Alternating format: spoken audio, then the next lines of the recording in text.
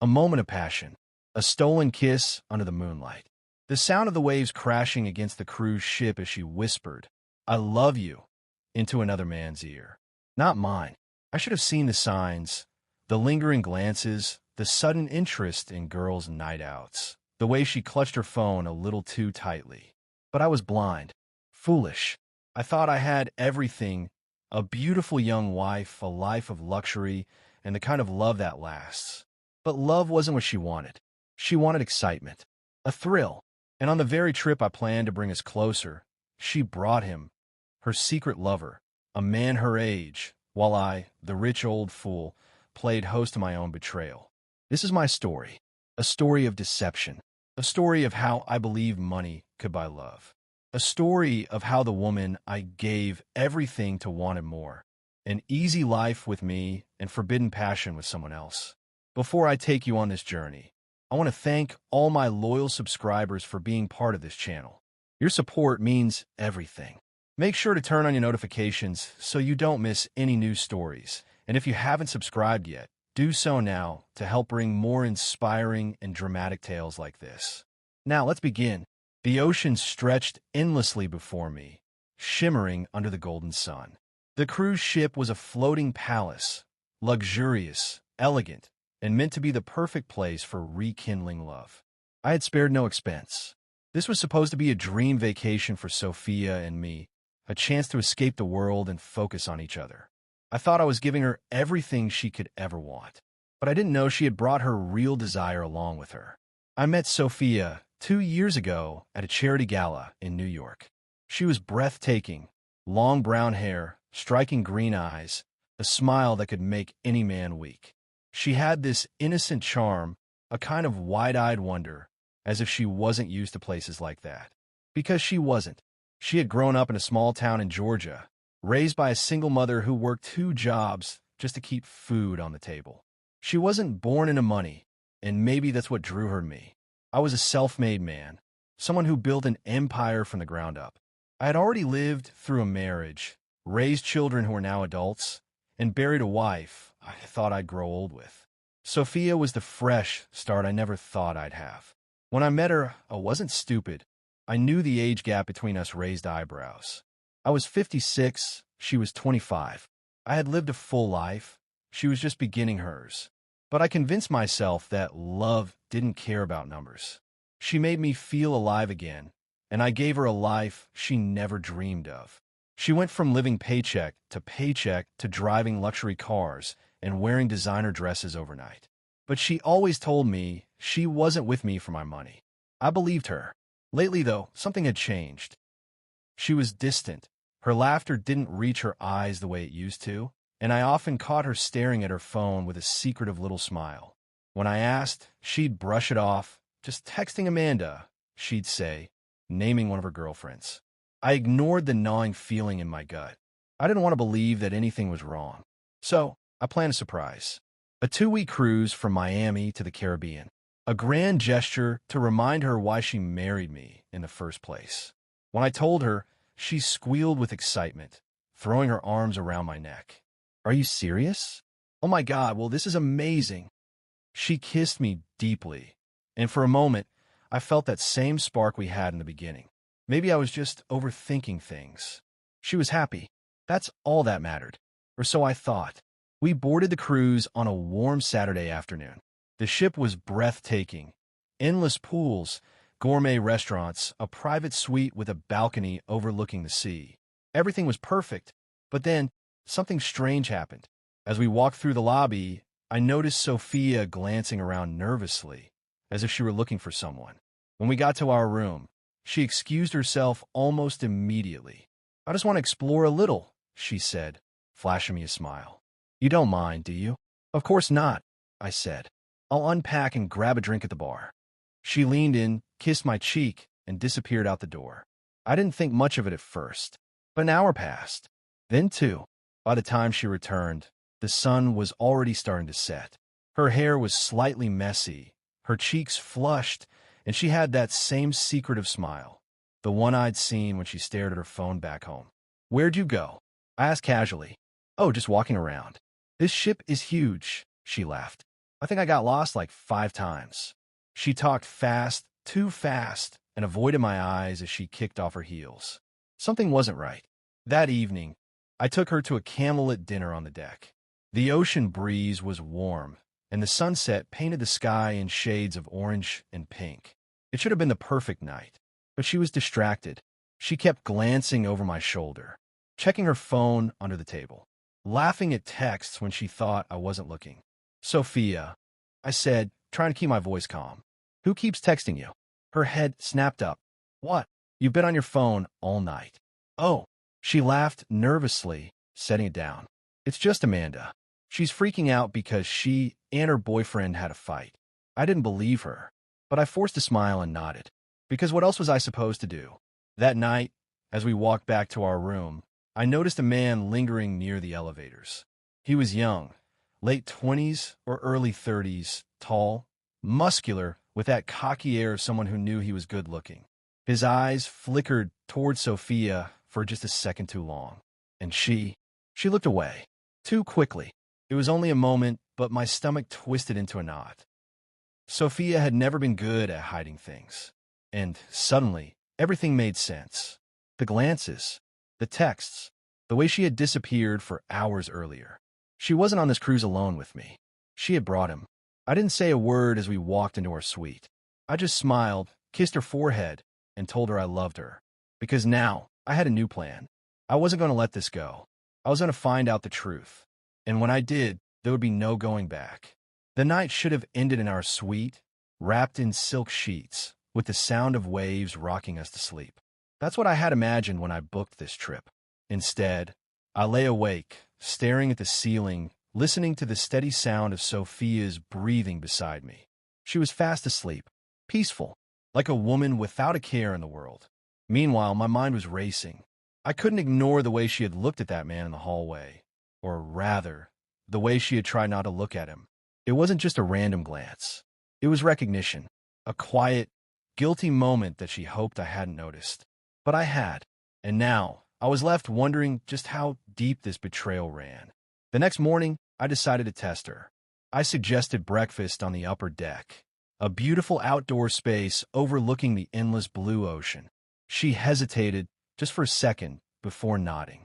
We sat at a small table, sipping fresh coffee, the sun warming our skin. I watched her carefully, observing every little movement. The way she scanned the crowd.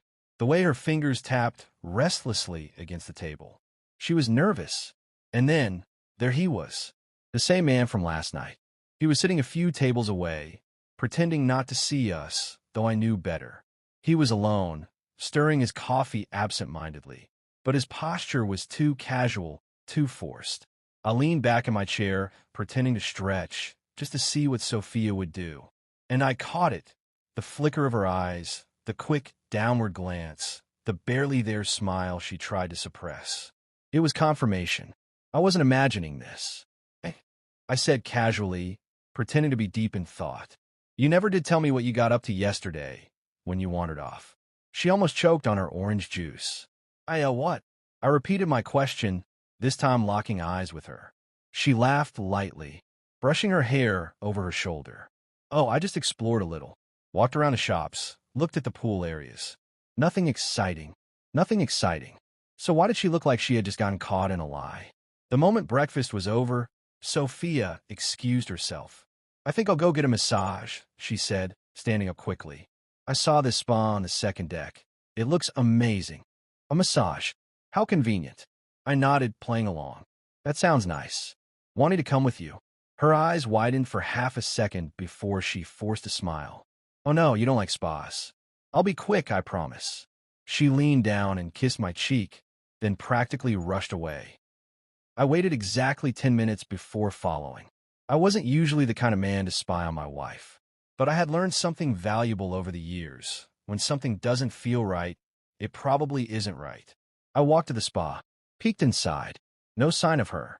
I checked the pool area, the shopping deck, even a small casino on board. Nothing. Then, as I turned the corner near a private lounge area, I heard laughter. A woman's laugh. Her laugh. And a man's deep voice responding in a hushed, intimate tone. I stopped in my tracks, pressing myself against the wall just before the entrance. My heart pounded in my chest as I listened, my fists clenching at my sides. "You shouldn't be so nervous," the man said playfully. "No one's watching." Sophia giggled. "That's easy for you to say." Silence. Then the sound of a chair scraping against the floor. I knew I should walk in. I should confront them. But something in me wanted to wait, to see how far she would go. I edged forward just enough to peek inside without being seen. There they were. Sophia was leaning against a small table, her hands fidgeting with the hem of her dress. The man, her secret lover, stood in front of her, one hand braced against the wall beside her head. "I missed you last night," he murmured. She blushed, biting her lip. I couldn't sneak away. He would have noticed. The man smirked. "Well, we have time now." And then, before I could even process what was happening, he leaned in and kissed her. A deep, slow kiss. And she let him. She kissed him back. I felt like the air had been sucked from my lungs. I had expected betrayal, but seeing it unfold right in front of me, it was like being stabbed in slow motion. This wasn't just some harmless flirtation. This was full-blown infidelity. I turned away before I did something I'd regret. As much as I wanted to storm inside, to grab that little punk by the collar and throw him overboard, I knew better. I was a businessman, a strategist. This wasn't the time for an outburst. This was the time to think. I walked away, my mind racing with a new plan. Sophia thought she was sneaky. She thought she could play this game without consequences. She was wrong. I wasn't just going to catch her in the act. I was going to make sure she regretted every single moment of it. I spent the rest of the day playing my role, smiling, holding her hand, acting like the loving husband she thought she was fooling. But inside, I was boiling. I wasn't just angry. I was calculating. Sophia thought she was sneaky, thought she was playing a game behind my back. But the truth? I had just become the dealer at this table, and I was about to stack the deck against her. I returned to our suite, pouring myself a glass of bourbon. The warm burn down my throat did nothing to quiet the storm raging in my chest. When Sophia finally walked in an hour later, she acted as if nothing had happened. "Hey, baby." She kissed my cheek, dropping her purse on the dresser. "How was your afternoon?" I forced a smile. "Great. Just relaxed by the pool." She grinned, kicking off her shoes. "That sounds nice. My massage was amazing." I almost laughed. "Massage, huh? That's what they're calling it these days?" I let her believe I was oblivious. It was easier that way. I had work to do. I needed proof. Not just for me, but for when the time came to rip the mask off her little charade. So, I did what any man in my position would do. I became a hunter. The cruise ship was big, but not that big. People gossiped. Workers noticed things. And with enough patience, the truth always came to light. I started with the staff. A few well-placed questions here, a casual conversation there. I even slipped a bartender a $100 bill, asking if he'd seen my wife with anyone else. He hesitated, but money had a way of loosening lips. "Yeah," he finally said. "She's been meeting with a younger guy. He's been tagging along on the trip. They are close." That was all I needed to hear. Next, I found the ship's security office. Money talks in places like these. I had no problem slipping another couple of $100 bills into the hands of a guard. "Any way I can get some footage of the ship's lounge areas?" I asked. My wife lost something valuable, and I'd really like to help her find it.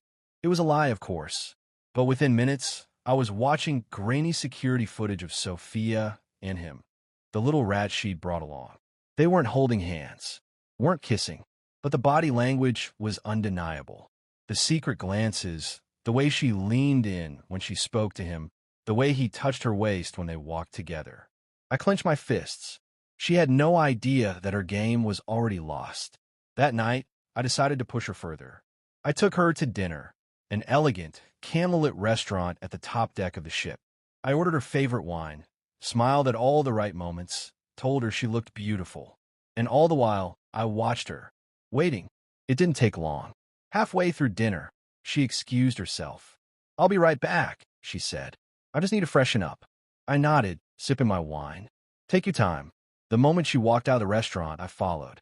She didn't go to the restroom. Instead, she turned down a hallway, glancing over her shoulder to make sure no one was watching. I kept my distance, my heart pounding. She took the stairs down to the lower deck, where the private lounge rooms were. And then, without hesitation, she slipped into one of them. My hands clenched into fists. That was it. That was the final nail in the coffin. I took my time. I didn't want to rush in like an emotional fool. No, I wanted to hit where it would hurt the most. So I waited. 10 minutes. 15. Then, finally, I walked toward the room. The door wasn't fully closed, just slightly ajar. Enough for me to hear them. I hate sneaking around, Sophia's voice murmured. I wish we didn't have to do this. The boy laughed. An arrogant, cocky sound. Come on, it's exciting. You love it. I do, she admitted. But William, if he ever finds out, he won't. That was my cue. I stepped inside. The room went dead silent. Sophia gasped, stumbling away from him. Her face went completely pale. William, she breathed. I can explain. I let out a quiet chuckle. A bitter, humorless sound. Oh, I'm sure you can, I said, shutting the door behind me. But you won't need to. I pulled my phone from my pocket, holding up the screen. The security footage played silently. The grainy black and white images of her and her lover walking together, sneaking around. Sophia's face crumbled. She knew. She knew this was checkmate. She opened her mouth, but no words came out. Her lover, the pathetic little boy she thought was worth ruining our marriage for, stood frozen, his eyes darting between us. I turned to him, tilting my head. So this is the guy? I said, my voice eerily calm. This is who you threw everything away for? Sophia whispered my name. Please, let's talk about this privately. No, my voice was sharp. Cold. We're done talking. I stepped closer, lowering my voice. I gave you everything, Sophia, I said. Everything. And you threw all away for this. Tears welled in her eyes. William, I didn't let her finish. I turned around and walked out the door, leaving her and her lover standing there in stunned silence. And just like that, our marriage was over. I didn't look back. As I walked out of that room, leaving Sophia and her boy toy behind, a strange sense of calm settled over me. Not relief, no. It was something darker. The woman I had loved, cherished, and provided for had never truly been mine. She had just been waiting for the right moment to betray me. And now, she had succeeded. Or at least, she thought she had. Because what she didn't know was that I wasn't done yet. I went back to our suite, packed my things, and ordered another room, far away from hers. I wanted her to come back to an empty space. I wanted her to feel the weight of what she had done. And just as I expected, it didn't take long for her to come running. There was a knock on my door an hour later. A desperate, frantic knock. William, please open the door. I let her knock, let her beg. Then, finally, I opened it.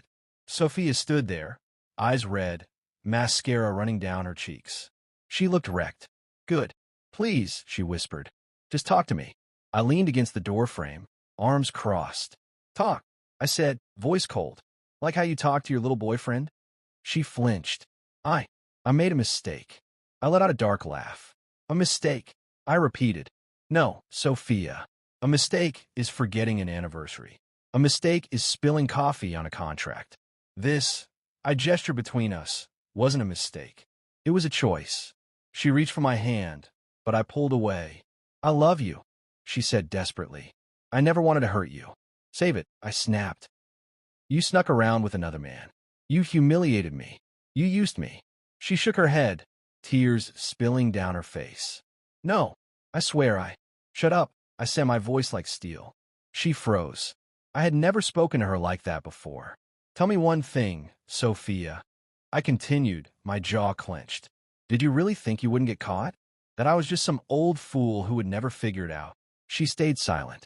That was enough of an answer. I didn't mean for this to happen, she whispered, her voice breaking. I got caught up in something, and I didn't know how to stop. I laughed bitterly. Oh, you knew how to stop. You just didn't want to. She wiped at her face, desperate now. I swear I was going to end it. I just needed time. Time, I scoffed. Time for what? To sneak around some more? To decide whether your rich old husband was still worth keeping? She bit her lip, looking down. And in that moment, I saw it. The truth she wasn't saying. She had been deciding. trying to balance between her comfortable life with me and her lust for a younger man. She had never planned to leave me. No, she wanted the best of both worlds. But now, she had neither. I stepped back into my room, looking at her one last time. This marriage is over, I said firmly. When we get back to shore, I'm filing for divorce. Sophia's eyes widened in horror. No, William, please. I don't want to lose you. You already did. I slammed the door in her face. For years, my life had revolved around her. I had built a world where I was the provider, the protector, and now I had to tear it all down. And so, as the sun rose over the vast ocean, I made a decision. It was time to move on. By the time I stepped out onto the deck, Sophia was waiting for me. She looked like a mess, hair unbrushed, eyes swollen, still wearing the same dress from last night. William, please, she pleaded the moment she saw me. I sighed. What do you want, Sophia? She stepped closer, hands trembling. I made a mistake. I know I don't deserve your forgiveness, but please, just give me one chance to fix this. I looked at her carefully. For the first time, I didn't see the young, beautiful woman I had once been infatuated with. I saw a liar, a manipulator, and most of all, a woman who was only sorry because she got caught. Fix what, Sophia? I asked coldly. You didn't trip and fall into another man's bed. This wasn't an accident. This was a choice. Tears welled up in her eyes. I love you, William. I swear I do. I scoffed. No, you don't. You love my money. You love the life I gave you. But me? You haven't loved me in a long time. She shook her head violently. No, that's not true. I let out a bitter chuckle. If you really loved me, you wouldn't have snuck around with another man. You wouldn't have humiliated me. Her lip quivered. I'll do anything, William. Please. I'll cut him off. I'll prove it to you. Just don't leave me. I stared at her for a long moment. Once those words might have swayed me. But now I was done being fooled. I already left you, Sophia, I said quietly. You just don't want to accept it. As I turned to walk away, I noticed something. People were watching. Other cruise guests stood at a distance, whispering. I saw the way they looked at her, judging, gossiping, and I realized something. She wasn't just losing me. She was losing the status that came with being my wife. Her biggest fear wasn't losing our marriage. It was losing the comfort, the wealth, the respect. And now, she had none of it. I kept walking, leaving her there, humiliated for the whole world to see. The moment we docked, I had my lawyer on the phone. I want a divorce, I told him firmly. No second chances. He didn't sound surprised. Understood. And the prenup. A cold smirk crossed my lips. She gets nothing. For days, Sophia bombarded me with calls, texts, emails. Please, William. I'll be better. I don't want anyone else. Just you. I'll do whatever it takes.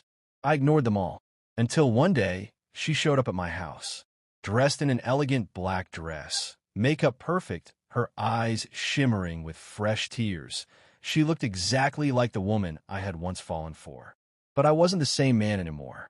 William, she whispered, I know I don't deserve you, but please just give me one chance to make it right. I looked at her, truly looked at her, and all I felt was nothing. You already had your chance, Sophia, I said simply, and you threw it away. She started crying again. I love you. I shook my head. No, you don't. And with that, I closed the door in her face. That night, for the first time in a long time, I slept peacefully, because for once, I wasn't living in a lie. Sophia had betrayed me. She had broken something that could never be fixed. But in the end, she was the one who lost everything. And me, I was finally free. Well, that concludes William's painful yet empowering story of betrayal, heartbreak, and redemption. Thank you for watching the story of my journey in life. If you enjoyed it, make sure to subscribe and turn on notifications for more captivating stories.